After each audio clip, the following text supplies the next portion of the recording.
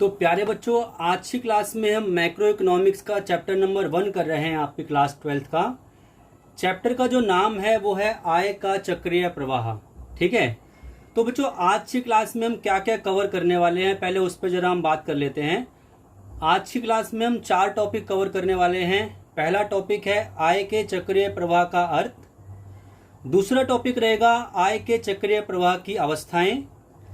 तीसरा टॉपिक रहेगा स्टॉक तथा प्रवाह और चौथा टॉपिक रहेगा मौद्रिक तथा वास्तविक प्रवाह। तो जो बच्चे जो पहली बार मैक्रो इकोनॉमिक्स पढ़ रहे हैं तो उनके लिए चैप्टर बहुत आसान रहेगा। इजी चैप्टर है, छोटा सा चैप्टर है, आपको ज़्यादा प्रॉब्लम नहीं आएगी इस चैप्टर को समझने में। तो चलिए स्टार्ट करते हैं हम पहले टॉपिक के साथ, जो है आय का चक्रीय प्रवाह। तो एक मैं आपको और जो है एडवाइस देना चाहता हूं कि जो जो चीज़ें मैं आपको करवा रहा हूं वो साथ साथ आप अपने रजिस्टर पे भी नोट करते जाइए। ऐसा करने से आपको फ़ायदा ये होगा कि आपके प्रॉपर नोट्स तैयार होते जाएंगे। तो चलिए, अब ये पहला टॉपिक जो है आय का चक्रीय प्रवाह। तो बच्चों, आप सबको आय तो पता होगी कि आय क्या होती है। आय का मतलब होता है इनकम और चक्रीय प्रवाह का मतलब उसका सर्कुलर फ्लो। तो मैं आपको एक छोटे से एग्जाम्पल से इसको समझाता हूँ। मान लीजिए कि राम जो है, राम के कपड़ों की दुकान है और राम के पास एक एम्प्लॉय काम करता है जिसका नाम है मोहन।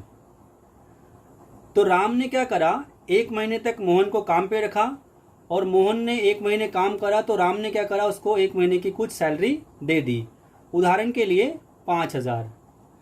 अब मोहन को अपने घर के लिए राशन चाहिए था, तो मोहन जो है सोहन की दुकान में गया और मोहन ने क्या करा, सोहन की दुकान से जो है वो इस 5,000 रुपये का अनाज खरीद लिया। और सोहन के घर पे शादी थी, उसको नए कपड़ों की ज़रूरत थी, तो सोहन जो है राम की दुकान पर गया और उसने वो 5,000 रुपये राम को देके कपड़े खरीद लिए।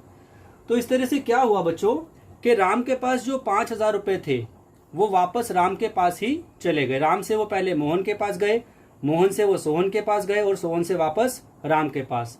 तो इसी को बच्चों कहा जाता है आय का चक्रीय प्रवाह। ठीक है, आई थिंक आपको ये समझ में आया होगा कॉन्सेप्ट। अब अगर हम अर्थ की बात करते हैं, क्योंकि भाई एग्जाम में तो आपको अर्थ लिखना है ना, तो इसका मतलब क्या है, इससे अभिप्राय उत्पादन की प्रक्रिया के द्वारा आय के सृजन, कौमा उत्पादन के साधनों में आय के वितरण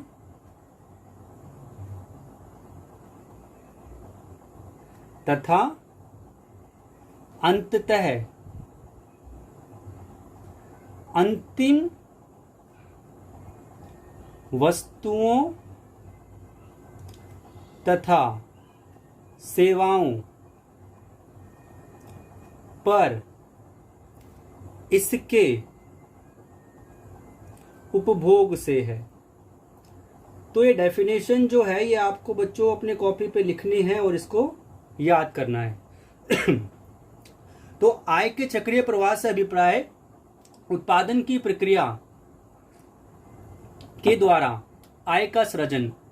आय का सृजन मतलब आय को कमाना, उसके बाद उत्पादन के साधनों में इसका वितरण और उसके बाद आखिरी में इसका उपभोग करने से है। अब बच्चों जरा उत्पादन के साधनों पे मैं आपको लेके चलता हूं। खैर आपने ये पढ़ा होगा लेकिन मैं दोबारा से आपको रिवाइज कराता हूं कि उत्पादन के जो हमारे साधन होते हैं वो 4 होते हैं। एक तो होता है भूमि। अगर आप किसी को भूमि देते हो तो बदले में वो आपको क्या देगा, किराया। अगर आप किसी को बच्चों श्रम देते हो तो श्रम के बदले वो आपको क्या देगा, वेतन। अगर आप किसी को पूंजी देते हो मतलब उधार देते हो तो बदले में वो आपको क्या देगा, ब्याज। और अगर आप किसी को उद्यम देते हो, मतलब आप उसके पास एक ओनर के तौर पे काम कर रहे हो, तो आपको मिलेगा लाभ। तो भूमि, श्रम, पूंजी और उद्यम ये कहलाते हैं उत्पादन के साधन, लेकिन इनको मिलने वाला जो भुगतान है, किराया, वेतन, ब्याज और लाभ, ये कहलाता है साधन भुगतान। तो अब देखिए, मैंने आपको पहला टॉपिक थोड़ा सा समझाया।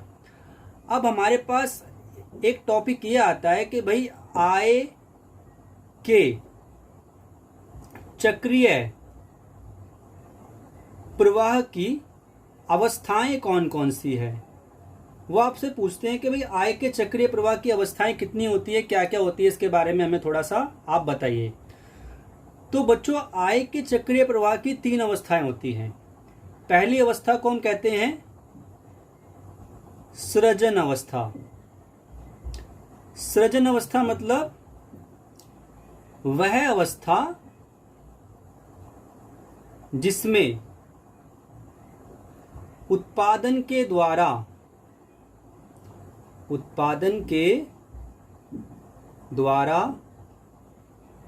आय का सृजन होता है। मतलब आप उत्पादन के द्वारा आय को कमाते हो तो इसे कहते हैं सृजन अवस्था। दूसरी अवस्था को बच्चों कहते हैं वितरण अवस्था। वितरण अवस्था में क्या होता है, आपने पैसे कमा तो लिए, लेकिन उसके बाद उसको बांटा जाता है। इस अवस्था में उत्पादन के साधनों के बीच साधन आय का बंटवारा होता है। कहने का मतलब ये बच्चों कि जिसने भूमि दी उसको किराया मिल जाएगा, जिसने पूंजी दी उसको ब्याज, जिसने उद्यम वृत्ति दी उसको लाभ, और जिसने श्रम दिया उसको वेतन। और तीसरी जो अंतिम अवस्था होती है उसे हम कहते हैं उपभोग व्यय अवस्था। इस अवस्था में क्या होता है बच्चों, यह अंतिम अवस्था है। इस अवस्था में साधन आय को अंतिम वस्तुओं तथा सेवाओं पर खर्च किया जाता है। मतलब सबसे पहले आपने पैसे कमाए, आय का सृजन किया, उसके बाद आय का वितरण किया और आखिरी में उसको उपभोग कर लिया, जो कि मैं आपको इस वाले एग्जाम्पल में समझा रहा था। तो आई थिंक आपको आय का चक्रीय प्रवाह अच्छे से समझ में आ गया होगा। अगर आपको आय का चक्रीय प्रवाह अच्छे से समझ में नहीं आया है तो प्लीज़ आप कमेंट में मेरे को लिख दीजिए, मैं आपको इसको समझा दूंगा। अगर आपका कोई डाउट होगा तो उसको क्लियर कर दूंगा। अब मैं पेज पलटता हूं ताकि अगले टॉपिक पे हम चल सकें। आप वीडियो पॉज करके इसको नोट कर सकते हैं, ठीक है। अब बच्चों हम आते हैं अगले टॉपिक पे। हमारा जो अगला टॉपिक है वो सबसे इंपॉर्टेंट टॉपिक है, क्योंकि इसके ऊपर आपके एग्जाम में एक ना एक क्वेश्चन जरूर आता है, जिसे हम कहते हैं स्टॉक तथा प्रवाह, ठीक है। तो सबसे पहले बच्चों मैं आपको डेफिनेशन लिखवाता हूं, फिर मैं आपको समझाऊंगा। स्टॉक वह चर जिसे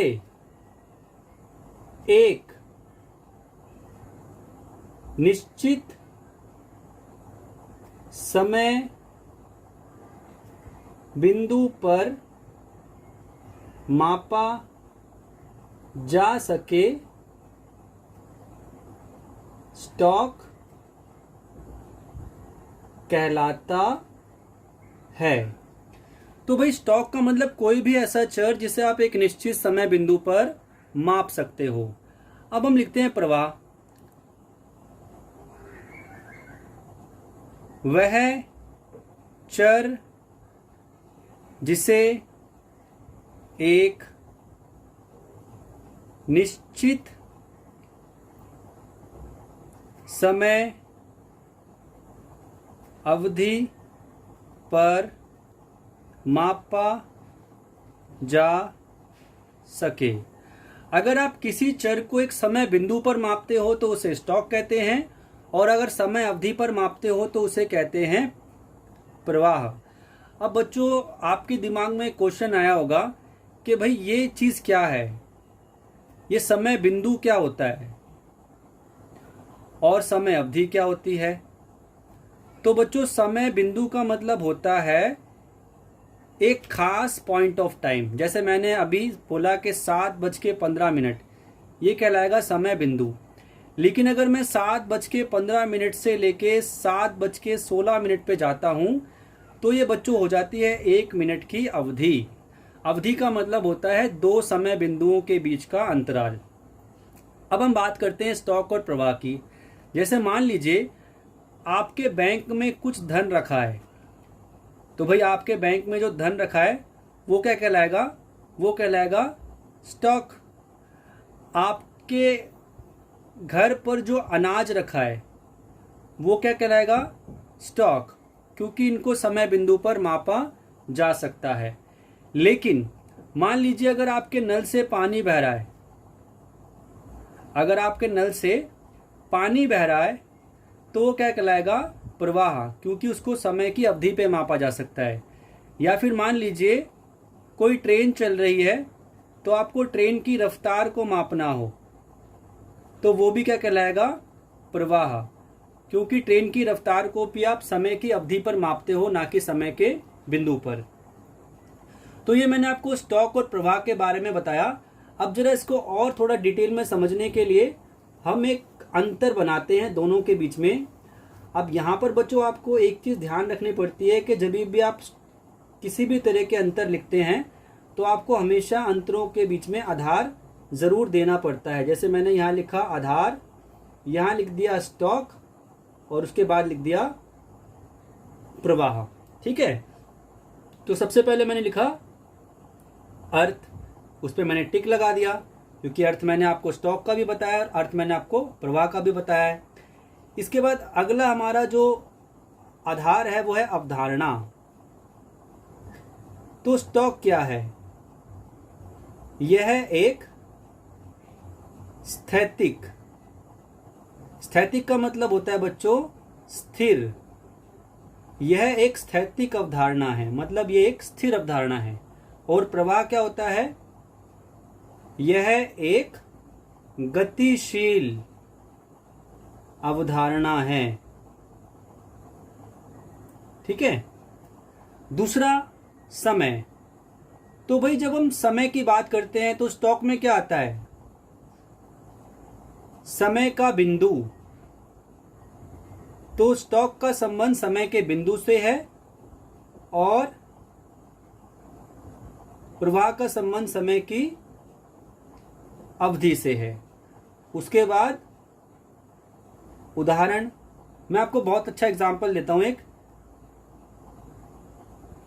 ग्लास में रखा हुआ पानी स्टॉक है और इसके साथ साथ जो नल से बहता पानी है वो क्या कहलाएगा, प्रवाह। तो आपको स्टॉक और प्रवाह में अंतर समझ में आया होगा। ठीक है बच्चों, तो मैंने आपको स्टॉक और प्रवाह के बारे में बताया। अब हम चलते हैं बच्चों अपने अगले टॉपिक पे। अगला टॉपिक बच्चों हमारा कौन सा है, वो है बच्चों हमारा मौद्रिक प्रवाह तथा वास्तविक प्रवाह। ठीक है, तो मैं पेज पलट लेता हूं। जिसने नोट नहीं करा है वो प्लीज जो है इसको पॉज करके नोट कर लीजिएगा। अब देखिए, मैं मौद्रिक प्रवाह और वास्तविक प्रवाह को समझाने के लिए भी एक बॉक्स बनाता हूं। इससे हमारे दो काम एक साथ हो जाएंगे। इससे हम मौद्रिक प्रवाह और वास्तविक प्रवाह का कॉन्सेप्ट भी समझ लेंगे और साथ साथ मौद्रिक प्रवाह और वास्तविक प्रवाह के बीच में अंतर भी हम समझ लेंगे। तो पहले मैंने यहाँ पे लिखा बच्चों आधार।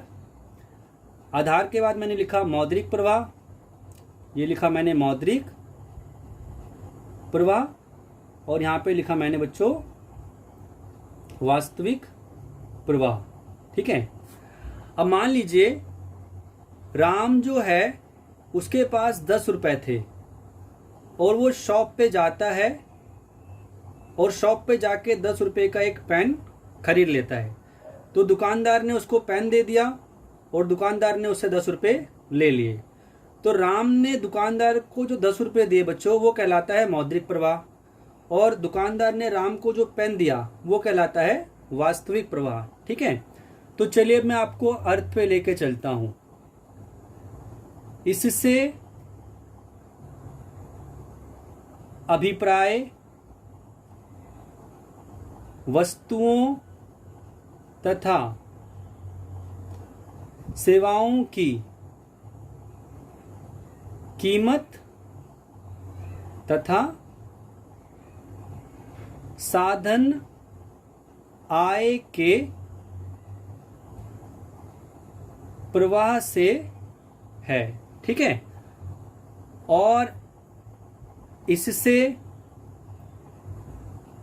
अभिप्राय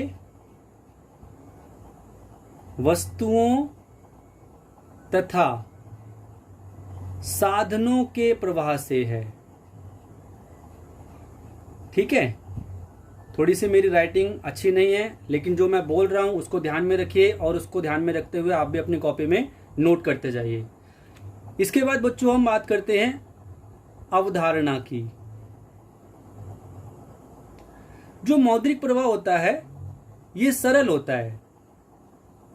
सरल क्यों होता है बच्चों? ये सरल इसलिए होता है क्योंकि मुद्रा को एक व्यक्ति से दूसरे व्यक्ति तक पहुंचाना आसान है। आज के टाइम पे तो आप जो है ऑनलाइन पेमेंट भी कर सकते हैं, जबकि यह जटिल होता है। वस्तुओं को यहां से वहां पहुंचाना थोड़ा सा कठिन है क्योंकि वस्तुएं भारी होती है, उनका मूवमेंट जो है उसमें हमको डिफिकल्टी आ सकती है। उसके बाद अगला अंतर आता है बच्चों, वो आता है वैकल्पिक नाम। मतलब हमने इनको एक एक नाम और दे रखे हैं। मौद्रिक प्रवाह का जो वैकल्पिक नाम है वो है नाम मात्र का प्रवाह। तो मौद्रिक प्रवाह को नाम मात्र का प्रवाह भी कहा जाता है, जबकि जो वास्तविक प्रवाह है बच्चों, इसका एक और वैकल्पिक नाम है, इसे हम भौतिक प्रवाह भी कहते हैं। याद रखना है आपको, इसको हम भौतिक प्रवाह भी कहते हैं। इसके बाद आते हैं बच्चों उदाहरण पे। उदाहरण में अगर आपको मौद्रिक प्रवाह में लिखना है तो बच्चों आप लिख सकते हो वस्तुओं तथा सेवाओं की कीमत, और यहाँ पे लिख सकते हो वस्तु तथा सेवा। तो ये आपका बच्चों देखो कितना अच्छे तरीके से हमने मौद्रिक प्रवाह और वास्तविक प्रवाह का कॉन्सेप्ट भी समझ लिया और मौद्रिक प्रवाह और वास्तविक प्रवाह में अंतर भी हमने आपको पढ़ा दिया। तो आज की क्लास में बच्चों मैंने आपको 3 टॉपिक कराए, या फिर 4 कह लीजिए। एक तो मैंने आपको आय के चक्रीय प्रवाह के बारे में बताया, आय का चक्रीय प्रवाह क्या होता है।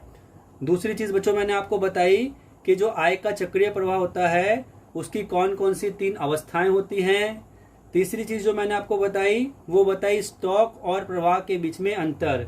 तो स्टॉक और प्रवाह के बीच के अंतर को आपको अच्छे से समझना है। अगर समझ में ना आए तो प्लीज कमेंट में मेरे को लिख दीजिए, और उसके साथ साथ भी अगर कोई प्रॉब्लम होती है तो भाई आप जो है मेरे से कोई भी डाउट कमेंट में पूछ सकते हैं। इसके बाद जो तीसरा टॉपिक मैंने आपको बताया वो था मौद्रिक प्रवाह और वास्तविक प्रवाह। इसका भी पेपर में क्वेश्चन आपसे पूछ लेते हैं। अब बच्चों इस चैप्टर का एक छोटा सा टॉपिक आपका और बचा हुआ है, जो है आपका शरण और भरण। ये शरण और भरण क्या होते हैं इसके बारे में हम बात करेंगे अगली क्लास में, जो कि मैं कल अपलोड करूंगा। तो आप जो है एक काम करिएगा, जो भी मैंने आपको अभी कराया इसको आप अपने नोटबुक पे नोट डाउन कर लीजिए, इससे आपके अच्छे नोट्स बन जाएंगे। और कल की क्लास के लिए वेट कीजिए क्योंकि कल की क्लास में हम ये चैप्टर खत्म कराएंगे और इसके साथ साथ आपका सेकंड चैप्टर हम स्टार्ट कराएंगे। अभी के लिए बच्चों इतना ही। Thank you.